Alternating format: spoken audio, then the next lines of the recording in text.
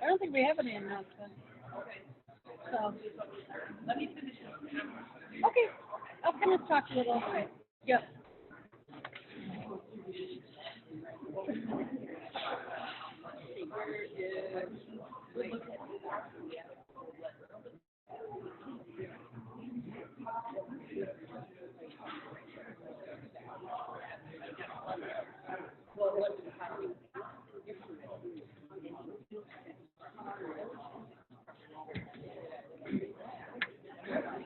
Okay, we're going to get started.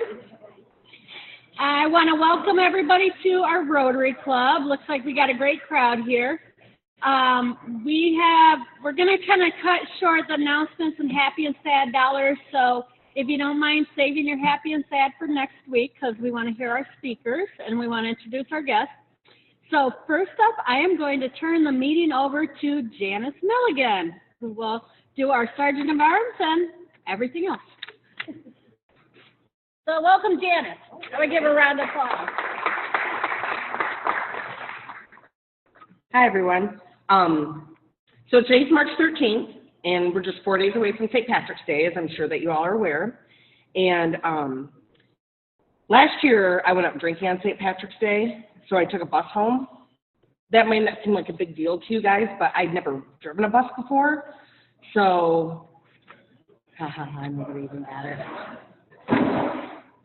Thanks, Rick.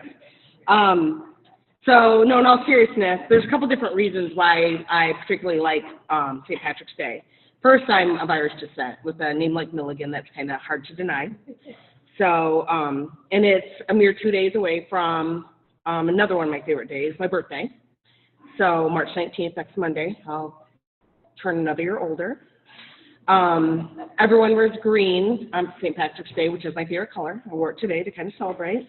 And it means that spring's just around the corner. So, and that means to me the long track of winter's mostly behind us. So it's a good benchmark to me. I really enjoy St. Patrick's Day. Many people spend the day drinking green beer and eating corned beef and cabbage and pinching people I'm fortunate enough not to wear, the variation of the color emerald. But I was able to uncover some less traditional ways that people celebrate St. Patrick's Day, and I thought I'd share them with you. Just four. So in Japan, people actually do celebrate St. Patrick's Day, and let me see, I've got to read this. They gather at the Ai's Shrine, I don't know if I said that right, to kickstart celebrations by waving Japanese and Irish flags next side by side. The Japanese residents perform traditional Irish jigs. They play bagpipes and dress up like leprechauns. I just thought that was kind of interesting to see. I can't imagine seeing all those Japanese people dressed up as leprechauns, but I bet you it's funny. Once the parade is over, they gather for an oyster festival to shuck and bake shellfish, which I also thought was kind of unique and interesting. So, did anybody here know that they did that in Japan? See? Okay. In Japan, at the I's Shrine. It's spelled I-S-E, Shrine. So I found this on the internet, so I don't know if it's true or not. In Hot Springs, right, it must be true. I found it online. In Hot Springs, Arkansas, they have the shortest street in the world, and it's also home to the shortest St. Patrick's Day parade. It's only 98 feet long. So it's a very short parade, and it features an assortment of Elvis impersonators, a troupe of middle-aged Irish dancers called the Lards of Dance, the shortest wedding ceremony in the world. It's under a minute. So if anybody just wants to get it over with, you can go there on St. Patrick's Day. And it showcases the world's oldest leprechaun. In O'Neill, Nebraska, they have the largest shamrock, which is a large shamrock painted in the middle of a intersection. Every year they celebrate their Irish ancestors with a dramatic reading of Dr. Seuss's Green Eggs and Ham. So they do that in Nebraska. And of course, in Chicago, they dye the Chicago River green. Does anybody know how many pounds of green dye they use to dye the Chicago River? Anybody want to take a guess? No, it said green, but again, internet, I could be wrong. They use 40 pounds of dye. And they used to use 100, but then it would stay green for days, so they stopped that. So anyway, that's my little tidbit on St. Patrick's Day. My next order of business is I wanted to thank everyone for submitting their nominations for the Rotary Hero. And I was able to kind of tally all that up, and there was a lot of input. We had several different people get nominated, which I thought was fantastic. But there was one person that just stood out and had more nominations than anybody else. And this person's pretty much actively involved in everything that we do. The backtrack program, the Waldemar Garden cleanup, manning the booth at the Delta Side Business Expo. This person manages the ball drop at our golf outing and regularly provides us with a meaningful invocation before our meal, often. Basically, this person encompasses every aspect of what I believe it means to be a true Rotarian. So he puts service above self and is a true role model. I'm honored to call Mike Curley my friend and announce him as the 2018 Rotary Hero. Mike, would you like to come up and just say a couple words?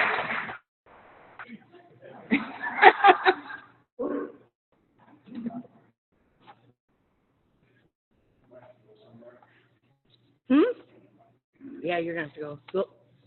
You'll have to go to the thing. You can't.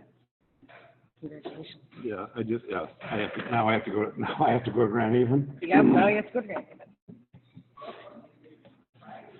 Okay, well, not about Grand Haven, but because this is something that as recognition that's done at this club that steps someone outside the club because of what you suggested, that I am the Rotary Hero, which is, I think, quite an honor and a blessing to be selected for that. Because it means that I need to be introduced to Rotary outside of this club. So I'll do my best with that. And all I can say is it's awfully nice of you to share those thoughts and comments for me. Thanks.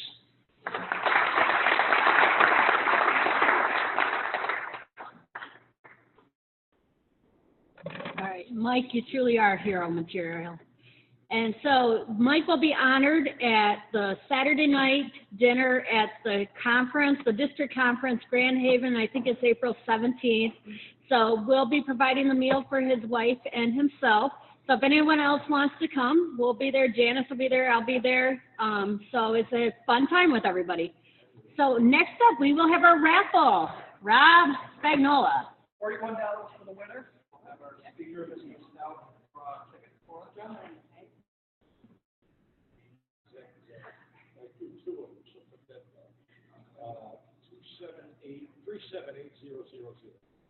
Zero, zero, zero? 378-000.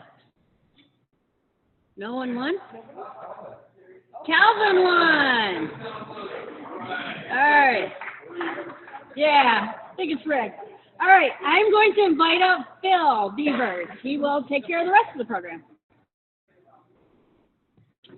Okay, we want to welcome again everyone that's here for this special Rotarian Day and lunch. And if you brought a guest today, I'd like you to bring yourself and your guest right up here if you would, real quick. If you brought multiple guests, bring them as well.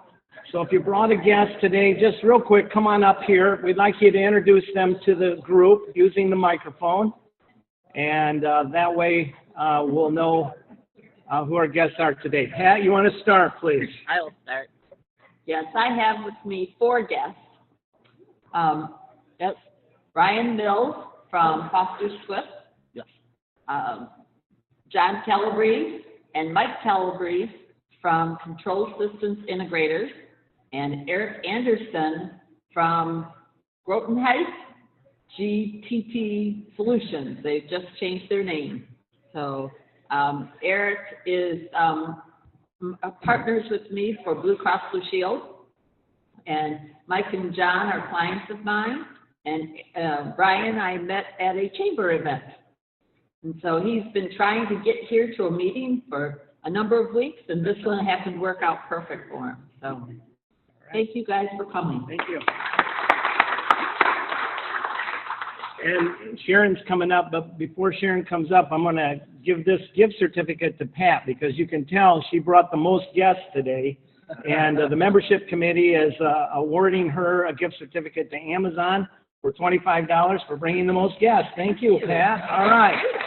Sharon.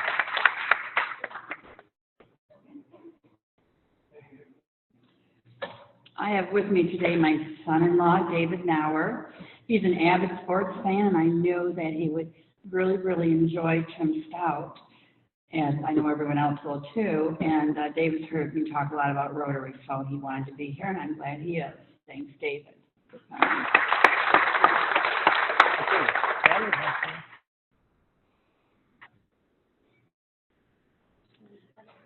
I originally didn't plan on inviting anyone today, but I was at work, and Anne is new to the Lansing area, moved here to help with grandbabies, and she was in shopping at our store about a month ago, and thought, it might be fun to work here. She filled out an application, and I snagged her. So today, she works about 10 hours a week, flexible schedule, and I said, hey, why don't you come to Rotary with me? She's new in the area. Thought maybe she could get to know people, and she has already seen some people that she recognizes from St. Gerard. So this is Anne.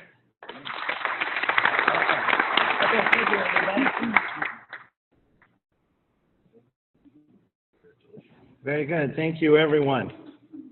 All right, we have a special guest speaker today, Tim Staudt. And I'm sure that everyone has their tournament brackets filled out and ready to go. Okay? If not, the time is ticking and you need to get those done. But if you are like me, one of your brackets has Michigan playing Michigan State for the championship game, if you've noticed that so far. All right? And I know this game could be a real stretch to get it to that point, but we have Tim Staudt today who is going to share with us the winner of that game when it takes place. All right? But Tim has been a mid-Michigan broadcaster for over 40 years, the longest tenure of any sportscaster on television in the state. He's known as the Dean of Sports and has anchored the sportscasts at WILX in Lansing since 1980. Tim has won several awards in the industry and serves on numerous area charities. Tim also hosts the popular Staudt on Sports radio program each weekday at noon on Sports Radio 730, The Fan, and has become the most widely listened of its type in Michigan. He graduated from East Lansing High School and Michigan State University. He's going to take the next 30 minutes to speak with us and answer any questions. So let's welcome Tim Staudt.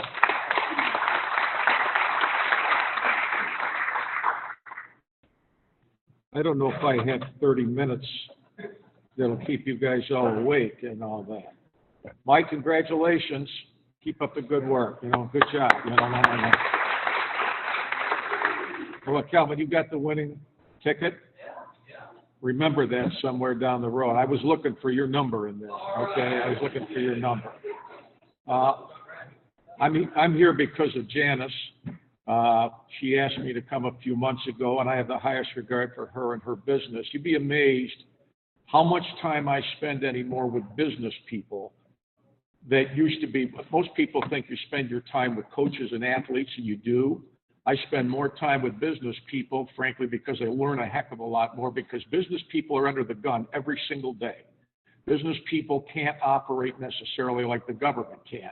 In other words, they can't necessarily just spend money they don't have. They have the stress of employing people. If the business struggles, they've got people whose jobs are on the line and so forth. So I'm always impressed by those in business, especially, who do what they do every single day. I always claim you can learn something from everyone. I always claim everybody's a role model, because you can look at someone who does something you to think, I would never do that, I would never do that, or you see someone and you say, I like the way they do what they do, and that's good for me. I tell our kids that all the time. But at any rate, what Janice has done with doggy daycare is spectacular, as many of you already know. So when she asked me to stop, I've only been around them for some time. We met each other at the MSU Marching Band for Kids concert at our home, and we introduced each other, and one thing led to another. And so we've had a chance to have a relationship, and that's an easy sell, is doggy daycare, because it's a well-run business, as I'm sure all of you know.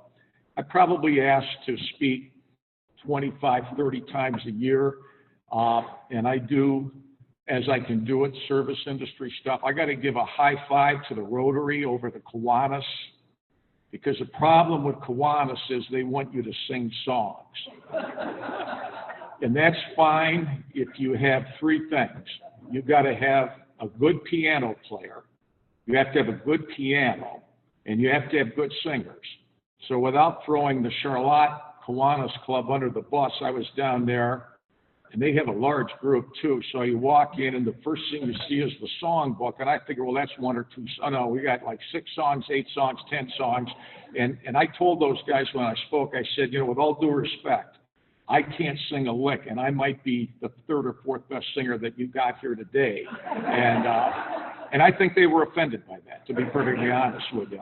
And a lot of them were reading out of the book the words, and I said, you know, a lot of these songs you guys should have known when you were young as kids, all right? And yet a lot of you guys seem to be having to go, and then they go like 3 verses on each song. At any rate, and if you have you got to have a piano player, because it's like church and an organist. If you got a good organist in church, you can cover up bad singers. If you got a good piano player at the service club, they can cover up bad singing. But the Pledge of Allegiance, of course, is standard and all that. I mean, I don't see a lot of the service clubs because of the time of day. I mean, I race to get over here after getting off at noon today. But like I said, I'm happy to be here and visit with people from Lansing and so on and so forth. This is my 48th year. I never planned to stay here, and I never planned to leave. I remember opportunities in Dayton and Chicago, and we've been married 34 years, and we just got married, and the NBC station in Chicago called me, and it was close because we went over there, and that was radio and that was TV, and we just decided at the time that things were changing here and they were better, and I said, if we want to do this down the road, maybe that opportunity will still come. I've never regretted staying here. I have 2 boys in New York City. If you have anybody who's in the family in New York City, it is a culture shock. I have a 30-year-old who is number 2 in a startup financial company. Forgive me, he went to Notre Dame, Michigan State, Syracuse, and Cornell. That's 4 tuitions. He paid for one of them, but he ended up with a financial company in New York that was a startup. And he just got married to his Notre Dame girlfriend 3 years ago, and she's from Long Island, and they are down in the lower west side.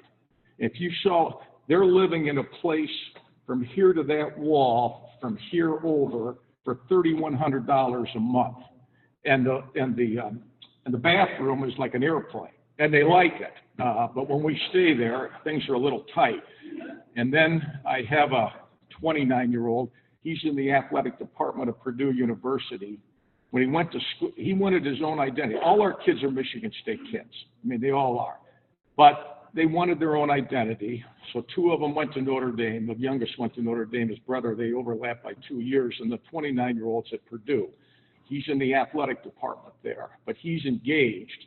And when he was an underclassman at Purdue, he was in the sports information department, and he was assigned to soccer. And the goalie on the soccer team, he started dating, and one thing led to another. She's from Cleveland, and I tease her all the time because she redshirted. And in her career there, Purdue women's soccer is not great, although the money they've spent on it since she left is amazing. So she would tell me that she got a full ride out of Cleveland St. Joseph High School to go play soccer at Purdue. They don't have a men's team because of Title IX, they have women. In her career, I think she was in goal for 4 wins. And I said to her, if as an out-of-state student, you got full tuition, room, board, and books, that had to cost Purdue more than $200,000 for your 4 wins, okay? I said, you know what I'm paying for Matthew for him to be an out-of-state student at Purdue, and he's only 4 wins shy.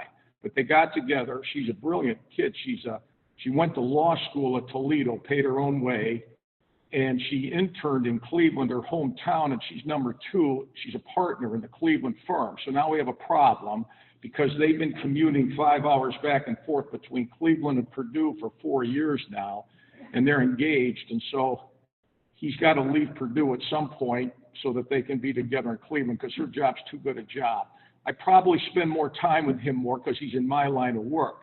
But I made a deal with him that because he always calls me all the time and he'll say, I got news for you. Wait till you see what the Big Ten's going to do with this. Wait till you see what's coming in this. And I said to him, you can't be telling me all this stuff because sooner or later it's going to get out and it will originate with you. When the Big Ten went to divisions 6 or 7 years ago, I had a friend of mine in Chicago who just happened to know that what the divisions were coming. And he called me up before the radio and he split them up and he said, these 7 are here and these 7 are here. Nonchalantly, I said on the air 10 minutes later, I just got a friend just told me here are the 7 here and here are the 7 there. Well, that was a big deal. So in Chicago, at the Big Ten office, the word got back 10 minutes later that I had that on the air. And they were going to announce that at 3 o'clock in the afternoon. Long story short, the Big Ten thought that because I had a son who was in the athletic department at Purdue, that I must have got that from my son. You can't believe, and I was mad because they called Purdue and made a huge deal out of that. Well, I never got anything from him. But I told him in the aftermath, I said, you're going to have to be very careful to don't even mention a thing to me because there's a conflict of interest for you relative to that. Although, when we're just talking off the cuff, it's amazing the things that he does know and that he does have. We were down there at Purdue a couple of weeks ago, just to visit. And to be honest with you, I wanted to get out of here for a weekend. This has been a tough year for Michigan State, as you know, in a variety of ways. So we wanted to get out of here. It's 4 hours down there. So he was working a track meet, indoor track meet, and it was boring. And he said, why don't you take the tunnel and go on into the basketball arena? We've got a brand new video board that they just put up. You'll like seeing it. Fine. So my wife and I walked under, we go in, this is about a month ago, we walk into the basketball arena and we've been in there a million times, and I look up at the arena, the board, and the women's basketball team was practicing at the time. And so we're sitting in the stands, really not paying any attention. And on my coat was a very small green S. And one of the assistant coaches going up and back and forth saw that green S and came flying over to find out what's the latest on the scoop of Michigan State. Now, the day before was the day that ESPN had come out with all the stuff about the Michigan State coaches. And the night before, Mark D'Antonio was at the basketball game denying everything that he was accused of. And the Purdue people saw that S and wanted to know, so I told them, and they know who we said our sons, oh yeah, okay. So they stopped. The coaches came over, they wanted to know what the deal was.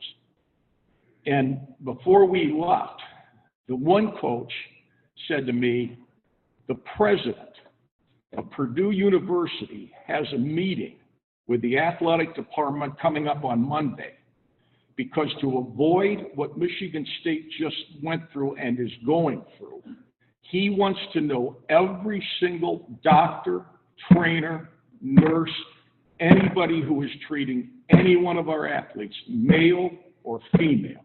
I want an absolute background check on every single one of them because those schools want to avoid what Michigan State has been going through, which I thought was fascinating. And now since then, there are other presidents across America who are looking at this because, to be perfectly honest with you, I think the Purdue people are nervous about where this is headed financially and logistically and image-wise for Michigan State. I mean, a year from now, who knows what all this will look like.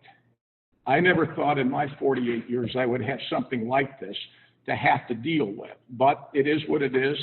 It's a changing world, as you know, in a variety of different ways. So at any rate, that was when we were down there.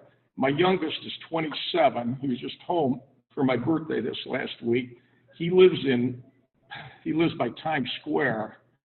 He is a roommate. He's an interesting story. He wanted to go to Notre Dame with his brother, and he got on a waiting list, and he got in, and he did very well. And he came back here for 2 years and worked at Jackson National Life. He had a good job, and I had nothing to do with it. All our kids got everything on their own. I've had nothing to do. In fact, I'm probably a hindrance because I don't have the degrees they have. But after 2 years there, he wanted something better in business. So out of nowhere, he applied at Duke and at Oxford for a one-year MBA program. He got turned down at Duke, but he got into Oxford. So now he's into Oxford. So he did a one-year MBA program and he immediately got hired by JetBlue. I think the airlines are a fascinating industry because they've grown every place and so forth. So I said to him this week, I said, when people ask me what your department is, what do I tell them? He said, I'm in revenue development. In December for Christmas, we were down with my mother in Sarasota, and he was down there. And JetBlue has a deal with its employees, with its management people, that they can take 1 day a week and work out of the office, providing that they are absolutely working, because they can tell if you are or if you aren't. You can't believe where he's had that computer, where he's been on a sailboat doing it, and he's been with me. He was with the radio show the other day, and he's in there doing his thing. His job is to make destinations for airplanes, and he puts the prices on them.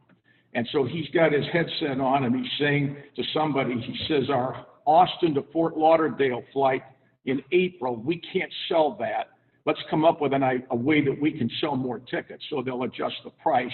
And then he's tipped into Delta, and he's tipped into American Airlines, he's tipped into the other airlines, and he's looking at every single thing they're doing on all their routes.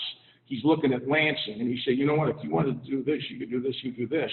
And he'll sit there with another guy and said, let's change that flight. Let's make that $82 one way instead of the current $95. We'll keep it there 24 hours and move it. I say to him all the time, is this the way the airlines do what they do? And he tells me exactly what days. He'll call us and say, I know you and Mom want to go here. Don't make the reservation today. Make it tomorrow at 4 o'clock. Delta's going to change. So, I mean, you think what you do is kind of important, and then you see what these guys do. And it's fascinating all the way around. They're all sports fans per se. My oldest is probably the biggest. You know they're sports fans, and you know that they're into this when they argue with me on every single thing I ever come up with. I mean, this thing, I get texted by these guys. I said, when you guys were around here, you never listened to the show. Now I can't get them off it because I'll say something, and one of them will text back and say, no, you're wrong about that. It should be this way, and so on and so forth. So, you guys all know this. I mean, you're probably empty nesters too. We're an empty nest family, so it's her and me. And it's pretty exciting at home. Last night, there really weren't many games on. So she came home. My wife is a teacher. She's a very good teacher. She's been Teacher of the Year in 2 different districts. But she's getting to the age where they want her to retire because her salary has gotten to the point where the school district wants somebody new for a little less money, but she enjoys teaching too much. So this is the week for parent conferences. So last night it was pretty exciting. She came and she said, I need help. The other husbands do this. Can you correct the arithmetic for my first graders tonight? Which I had to do. So between watching TV and correcting the arithmetic and all that, that was my job last night. So this isn't quite as exciting as you guys all think that the thing's going to be. So at any rate, I'm 69. I just turned 69 last week. The problem with getting older in this business, besides the fact that it's an endlessly changing industry. I mean, I've worked for 6 ownerships in television and 5 in radio and survived all 11, although that could change tomorrow. But the problem is the older you get, the more people ask you when you're going to retire. I get that constantly. My wife gets that constantly. I like what I do. I like coming here and talking with people. I enjoy people a great deal. I enjoy visiting with people more than I enjoy the sports. The sports, frankly, have worn me out. There's a lot of it. I don't think it's necessarily their run. The money of the sports today completely overwhelms me. I think it's a shame that in America today, when I grew up, as many of you guys, I remember when my dad would take my brother and me to the Tigers games. And he would say to us in the 1960s, we'll go Saturday to the game. And if you guys really behave this week and do your homework, instead of sitting on the infield for $2.50, we'll go crazy and get the $3 box seats. Well, today, I mean, it's just anything but that. I look at the prices for the NCAA basketball tournament. The NCAA basketball tournament and the bowl games are not for the students, and they're not for the middle class. They're for everybody that has enough money that can possibly pay the bills of college athletics today. I do not believe the system is sustainable much longer. It cannot possibly continue the way it is right now. It is monstrous. Michigan State is completely out of money. If Izzo or D'Antonio leaves, for any reason, there is no way Michigan State can match those salaries to bring in another named coach. You can remember where you heard this. If and when Izzo and D'Antonio leave, the next head coach will be someone at a much lower level or an assistant moved up because the money is that difficult. If Michigan State had the money, the hockey arena would be completely different, but they don't have the money anymore. And part of the problem of that is the tax laws have changed so that those who donate to athletic departments don't get the same tax breaks that they used to get. That's a huge factor. The other thing is, and this is just me, I just think college athletics at this level are completely priced out students, and they've completely priced out the middle class. I mean, when my dad was on the faculty at Michigan State for several years, it wasn't an issue of how much it cost. There was no such thing as seat licenses. Today, the way these things work, it's amazing. And I believe it's going to get the pros. There is no way that the Pistons and the Red Wings can possibly maintain what they are doing at Little Caesars Arena unless they completely adjust the way they spend money. They have 30 to 40% occupancy at a number of those games. Now, they don't win either one of them, but in the first year of a new arena, like Ford Field or Comerica Park in Detroit, attendance was high even though the teams weren't good. But that was before the cost of going to these things has become what it is today, which I think is too bad. If Michigan State or Michigan makes the Final Four, the cost of that on the ticket, and I'm not talking about a seat where you can see the game. The cost of that is going to be face value. It's somewhere around $400 per ticket. It just is what it is.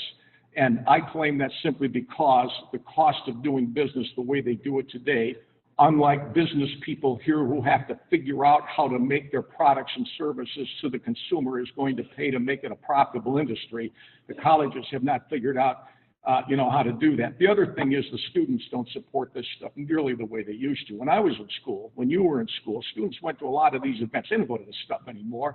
And I always get fed up a little bit when I'm asked about this because I'll have college people ask me for my opinion as to why, what we can do. I said, and this, the cost of going to college is preposterous. I mean, when we do the band concert, we ask the 135 kids that are there to raise their hand if they're in debt. Last fall, 125 of 135 raised their hand. They don't have any money to buy football tickets. They don't have any money to go to the women's basketball game. There's 45,000 students there. 100 go to the hockey games at $4 a ticket. It used to be $20 a ticket. The cost of going, I mean, I tell the people I'm around who I work with who are young, who have young families, I say, if you ever listen to me one time, don't take any of my advice on the bracket sheets, but make sure every gift your kids get has something to do with saving for college, whether it's in the Michigan, the Michigan Trust Program, which is very good because you can use it elsewhere. Because I look at what it costs to go to college today for the average family, and then I look at where it's going. My son, who's in business with his financial company, he sent me a letter, he sent me a story the other day from the Harvard Business Review. The Harvard Business Review predicts in 10 years from now, half the 4,000 colleges in America will be bankrupt. I totally believe that. And like my son says, and he does have 4 degrees, the concept of undergraduate college today is out of touch. Why is it 4 years? It should be 3 years. You don't need as many faculty people. You don't need as much tuition. You don't need as much room and board. He claims it should be 3 years, and advanced degrees should be where it gets made up. And he's discussed this with other people at some of the colleges. Somewhere, somehow, some way, somebody's going to have to change this. It does bother me, and maybe it's a little bit because I'm older. This is just my own opinion. I always thought the mission of colleges was to educate the American young people and those internationally who came to America to better themselves. So why is it today that the highest paid people at universities are coaches, the best facilities at universities are facilities, and if the guy down the street builds a locker room that almost is lined with gold, our locker room will have 2 rows lined with gold. The other day, I was invited to go through and take a look at everything Michigan State's done. But I tell you what, I come from the Duffy Doherty era at Michigan State. I roomed with his son. He was in high school with me. We played sports together. I remember that locker room, which was nothing but cement and cinder blocks. If you get a chance, go look at it today. When I was at Purdue a month ago, usually on Sunday at Purdue, when we're there, after church, it's either brunch and then golf. Can't do that in January. So while we were there, after church, he said, instead of going to brunch, would you like to see the new football building? Now, that building at Purdue has been in development and on the drawing board for 5 years. And I was there last fall, and they were working on it, and they were working on it on the day of a game. So I said, well, what does the public think? He said, oh, the public hasn't seen it. You can only get in if you're part of the group. Well, he works football. So, fine. So we park. It's right by the football stadium. Takes his card, puts it in. Now we're inside. This thing cost $66 million. I'm telling you, I said to my wife, I said, I wish my dad could see this. My dad was an educator. My dad also was a marketing director at Chevrolet. And Purdue is not Alabama, and Purdue is not Southern Cal, and Purdue is not Notre Dame or Michigan in football. So I thought this will take 10 minutes. I was in there 90 minutes and never saw the same thing twice. I have never seen anything like that in my life. And I am told that in the Big Ten, that's only about 3rd or 4th. $66 million. When we were done, I said to Matthew, I said, these guys don't want to beat Alabama. They want to beat the New England Patriots. I have never seen anything. I mean, you have to see this thing to believe it. And all the schools are doing this. I can't imagine that Michigan has that. Alabama has a waterfall in the locker room. I mean, that's in the football. But this thing, the thing that, or I chuckle the most, it used to be a weightlifting room, would have 8 sets of weights. You just lifted weights. This thing, the weightlifting area in the Purdue football building, would be glass on 3 sides, at least up to that 2nd level, all the way around. Glass that you can see out but not see in. I've never seen these weights before, but the thing that got me, there's a snack kitchen area in one corner, and every single snack that would be health related that you want, you just go over and pick out. I mean, it's just, and there's got to be 9,000 televisions in this. I've never seen anything like it in my entire life. I was just blown away when I saw it. But Purdue's not the only one that does it. They all do it. Every single one of them does it. And as soon as somebody like Indiana sees what Purdue's got, there goes another 70 million. I mean, I always say to myself, this is my gripe at the University of Michigan. I remember telling their athletic director this. I don't have anything against the varsity teams doing well. So, excuse me, the athletic director at the time there, David Brandon, who went to Toys R Us and they're about to go out of business. Not necessarily because of him, but that's the way it is. So David Brandon decided 10 years ago that at the University of Michigan, they needed to upgrade field hockey. Field hockey is a sport that is not even in the Michigan high schools. It's not in the schools. So he decided that we need to upgrade field hockey. So they built, you have to see this, for $13.5 million, a field hockey only facility. Michigan State's field hockey team plays on the track surface, and it probably spends 1/10 of the money Michigan does in field hockey. And the funny part is, since they built that thing and opened it 4 years ago, Michigan's beat them here one time. State's beat them the entire rest of the time. But like I said to him, if Michigan wins every single field hockey match it ever plays till the end of time, how do you think the world's image of the University of Michigan is going to be better for that investment? Or do you think that that investment in the medical school, or in some way to give underprivileged kids a chance to get into medical school or law school or dental school, which is where Michigan is known worldwide, is a better investment? And so he says to me, well, the regents approved it.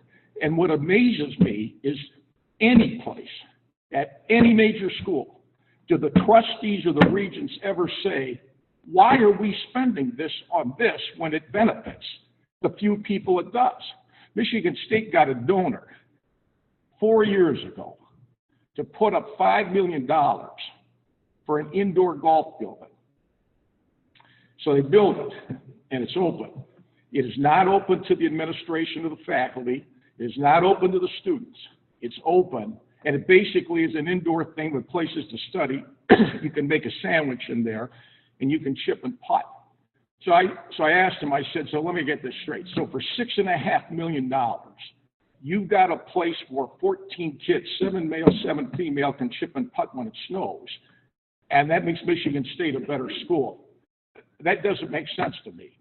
So he said, don't mention that to the donor because the donor is sensitive about that. And they always tell you, all the time they always tell you, well, the donor wanted it. I said, why didn't you talk the donor into putting something in the science labs or something like that? Every school only has so many donors. I still amazed at the athletic donations that donors make.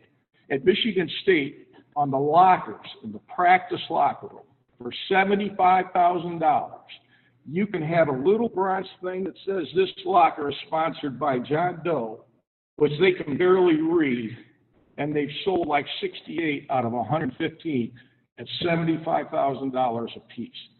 I'd like those fundraisers to work for us because I don't know how you can talk people in to that kind of thing. I mean, I guess what I'm saying is, and maybe it's because it's the older you get, I always thought where America is going after I'm gone is how good is the general student body relative to doing things that benefit the rest of the world. And I'm not sure that the way to do that is via intercollegiate athletics. I think there's room for them. When Tom, my oldest, was at Cornell, so we go, the oldest got a nonstop Detroit to Ithaca, New York. We would take that once a month because it's 40 minutes and you're there near Cornell. I'd never been around an Ivy League school. And Cornell has 32 varsity sports. Michigan State has 25. Ohio State has 31. But Cornell does not have a football building like Purdue has. What I saw at Cornell was the construction of the $52 million Bill and Melinda Gates School of Administration. Where they put their money in the Ivy League is in their academics. And the irony is this year in the NCAA tournament, Cornell's hockey team is ranked number 2 in the nation.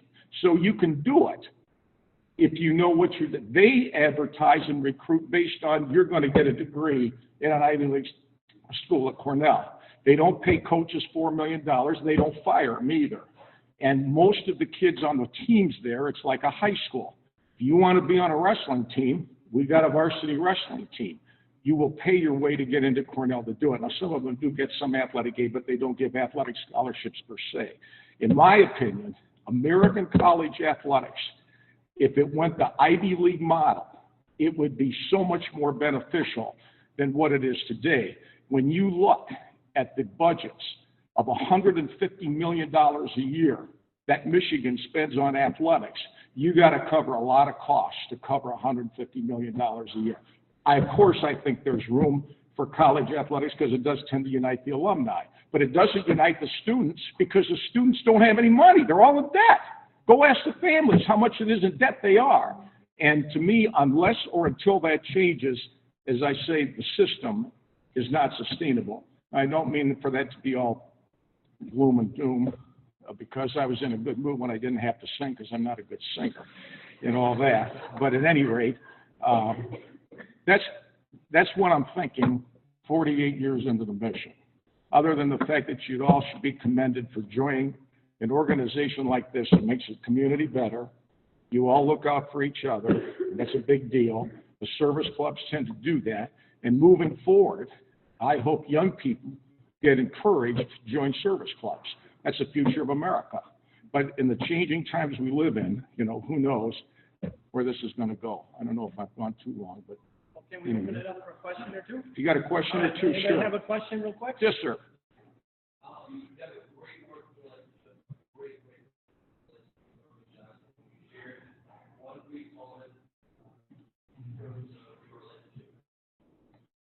Irvin Johnson in 1986,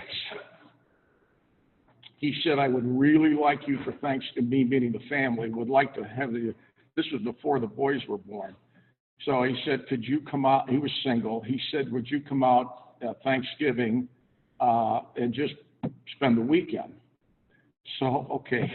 So he set this thing up. We're going to go out to a game. We're going to go to Thanksgiving. And then he said, Sunday afternoon, I want you to come over to my house because you got to see the sunset. He doesn't live in that same house anymore, but he was in a canyon.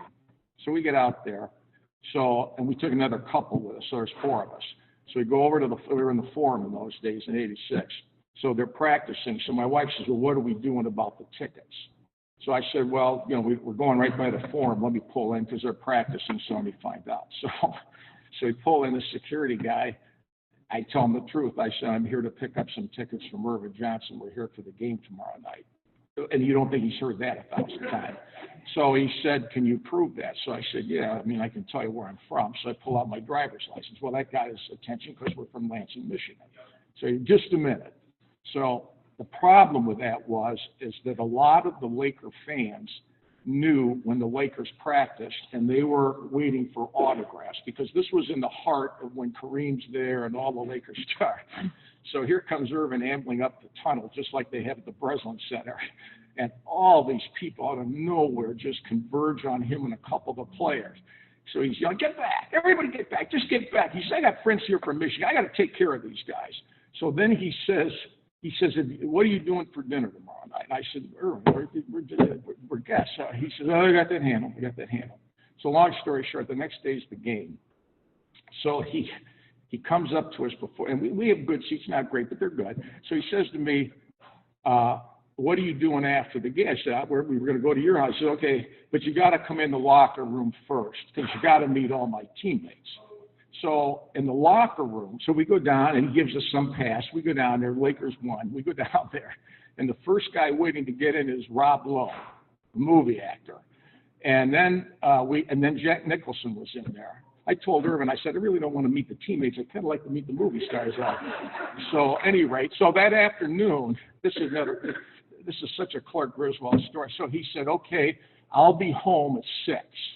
Come over. He says, I'll leave your name at the gate because he's in a gated community. Now, in those days, you don't have the modern SUVs like you do today. We have a station wagon.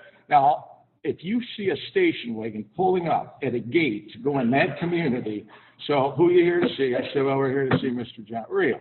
So I said, I've been through this before. Here's my driver's like, just a minute. So he gets on the phone. He says, I guess you can go through. So I knew where to go. So we go around the back. And he's on the front yard with his friend. They're waiting for us. So as I'm getting out, I remember saying, I said, Irvin, is my car safe in this neighborhood? So at any rate, so this is around the sunset time. There's this beautiful and this thing, I don't know, it's got to be 8,000-9,000 square feet, and he's a bachelor. And I could tell his parents, who still live in Lansing, his mother had tastefully done, and it didn't look like a bachelor pad. However, I could tell he's making good money at this thing. So I don't know, we were there 2 or 3 hours and played a game or whatever it was and wandered around and all that. But you could tell in that market with his personality, with his talent. Now, did I think he'd win 5 NBA titles and all that? Did I think he would survive HIV? Did I think any of that? I can understand how all of that life got complicated. and we were invited to the wedding here and all that, and my wife knew his wife pretty well because she was a student at Michigan State. And I remember when he came home one time and they were dating, we bumped into them, and my wife asked Cookie, said, when are you going to get married? And she said, I've told him a million times, when I think that you've got all this out of your system, because she's from Toledo, call me. I'm not getting married just to say I'm married to him. And I think that's why they get along so well today, because she's got her, let me tell you, she runs the show. And Irvin, and, because he survived, and they got married here, and 2 months later, he's stepping down because he's got the HIV thing. And nobody knew if he was going to survive that, but he's very disciplined. I claim that the reason, and he would agree with me, that he is what he is today is because of his parents. His parents, there were 11 kids.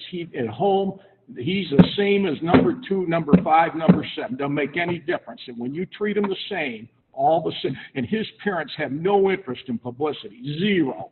Getting his dad to go with him places is tough for him to do.